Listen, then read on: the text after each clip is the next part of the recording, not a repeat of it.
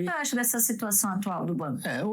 Eu acho que a situação ela é passageira. A grande realidade é que o banco sempre pagou bons dividendos. O Banco do Brasil realmente é um papel dos mais antigos, exatamente por ele ser também uma das mais antigas empresas negociadas no pregão. Certo? Uhum.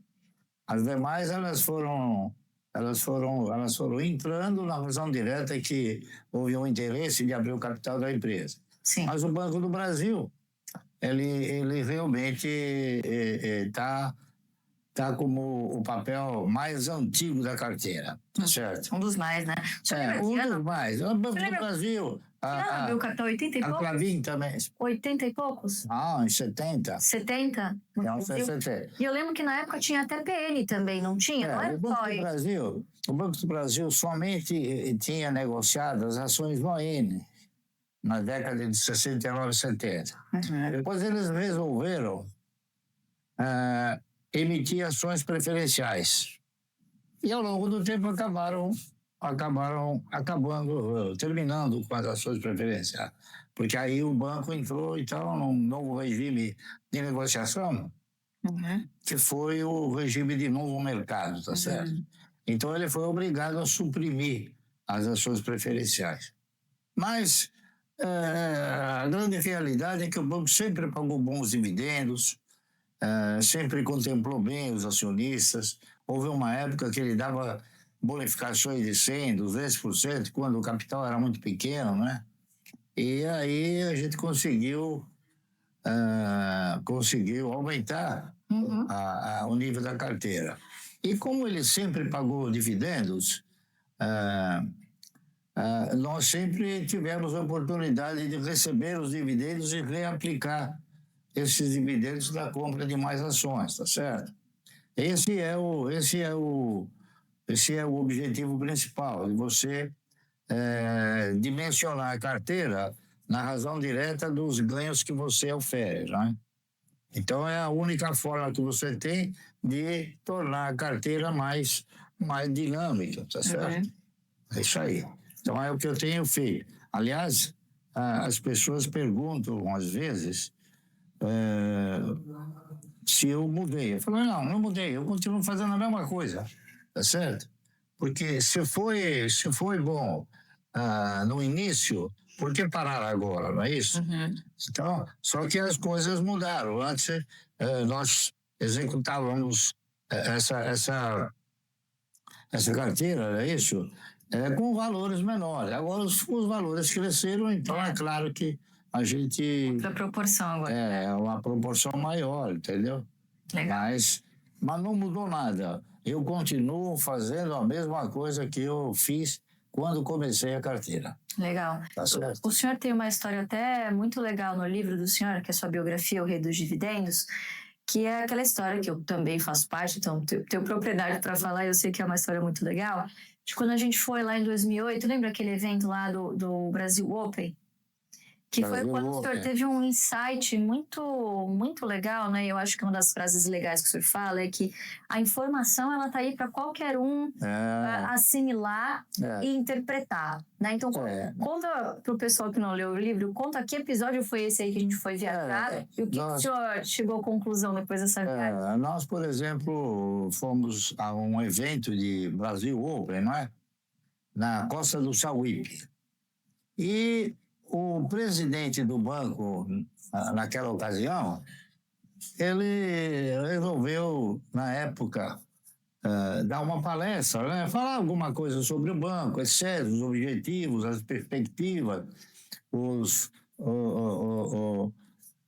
caminhos que o banco pretendia traçar. E, nas entrelinhas, ele acabou pronunciando o seguinte: bom, um dos objetivos do banco é ter todos os funcionários públicos sob o seu guarda-chuva, tá certo? Eu pensei, falei, puxa vida, todos os funcionários públicos, tudo bem, o banco acabou comprando algumas outras instituições, e aqui em São Paulo, São Paulo havia quebrado um contrato, porque esse contrato terminou quando o Banco Santander comprou o Banco do Estado de São Paulo, ele passou a gerir todas as contas, né, dos funcionários do Estado. E, consequentemente, ficou um determinado tempo, se não me falha a memória, 10 ou 12 anos. Terminado esse prazo, então, o Estado voltou a pleitear que os funcionários do Estado recebessem por uma instituição administrada pelo Estado. Então, como já não existia mais o Banco do Estado, o banco que sucedeu foi o Banco Nossa Caixa. Uhum. E o Banco Nossa Caixa é que administrava o salário de todos, né? Todos recebiam o salário pelo Banco Nossa Caixa. E esse pronunciamento que ele fez, o atual presidente, que eu não lembro o nome, ele disse o seguinte: o nosso objetivo futuro é ter o quê? É ter todos os funcionários públicos na nossa carteira de... Então eu comecei a raciocinar e falei, bom, para ele ter todos os funcionários públicos sob o manto protetor do banco, ele vai ter que fazer o seguinte: ele vai ter que, de alguma maneira, né,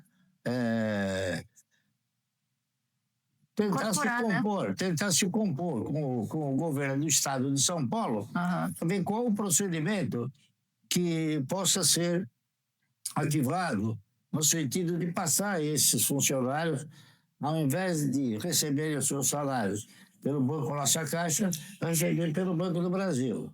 Então, cheguei numa conclusão: é possível que o Banco do Brasil compre o Banco Nossa Caixa. E deu certo, puxa vida. Essa leitura deu certo. Então, eu tenho sido feliz em desenvolver algumas leituras, porquanto é a leitura que você faz, que ela te dá o quê? Ela te oferece um diagnóstico. E aquele diagnóstico, então, ele pode ser favorável ou não favorável. Geralmente ele foi favorável. E esse ano, pai, o banco ele passou, apesar de ser o Banco do Brasil, né, apesar de ser uma empresa bastante longeva na sua carteira, né, e assim, já compramos em situações bem piores do que hoje, né, né? Mas o banco está passando agora por um momento, vamos dizer assim, de provação, né? Tudo bem que assim, o pessoal sempre fala, poxa, o Barça não investe no agro. Mentira, né? Porque investir em Banco do Brasil indiretamente quer dizer no agro. Mas negócio. O que você acha dessa situação atual do banco? Eu acho que a situação ela é passageira, tá certo? Ela vai se decidir, ela vai se resolver, e eu acredito que positivamente. Diríamos o quê? Que a situação atual é uma situação passageira, correto? Por quê? Porque onde o banco mais atua no financiamento é no agro. Uhum. E mais precisamente com um potencial maior no Rio Grande do Sul.